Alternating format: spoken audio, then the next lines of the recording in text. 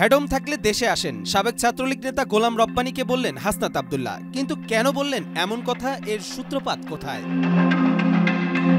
এবার তর্কযুদ্ধে জড়ালেন দুই নেতা, তবে একজন প্রাক্তন আর অন্যজন বর্তমান ছাত্রনেতা হাসনাত আব্দুল্লাহ সোশ্যাল মিডিয়ায় একটি পোস্টে লিখেন, রন্ধ্রে রন্ধ্রে সুশীলতা দিন শেষে আমাদের কাল হয়ে দাঁড়িয়েছে। তার এ কথা বলার পেছনে তিনি কারণটি উল্লেখ করেছেন। তিনি দৃষ্টিপাত করেছেন সিরিয়ার বিপ্লব পরবর্তী অবস্থানের দিকে, যেখানে বিপ্লবের পরে মাত্র ৩ দিনেই আসাদ সরকারের ৩৫ জন কর্মকর্তার মৃত্যুদণ্ড কার্যকর করা হয়েছে।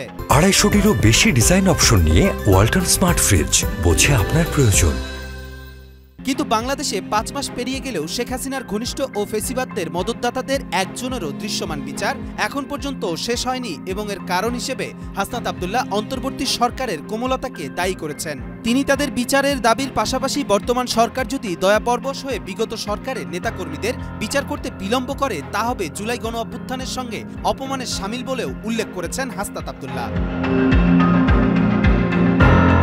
আর এতেই বেজায় চটেছেন ছাত্রলীগের সাবেক সাধারণ সম্পাদক গোলাম রব্বানী, আর নেমে পড়েছেন সোশ্যাল মিডিয়া যুদ্ধে। তিনি কমেন্টে বলেছেন, মেটিকুলাসলি ডিজাইন ষড়যন্ত্রের অবিচ্ছেদ্য অংশ হিসেবে দেশকে পাকি বীর্যের উত্তরাধিকারীদের হাতে তুলে দিয়ে চরম অরাজকতা ও নিরাপত্তাহীনতায় ঠেলে দেওয়ার জন্য সবার আগে তোমাদের বিচার করা জরুরি।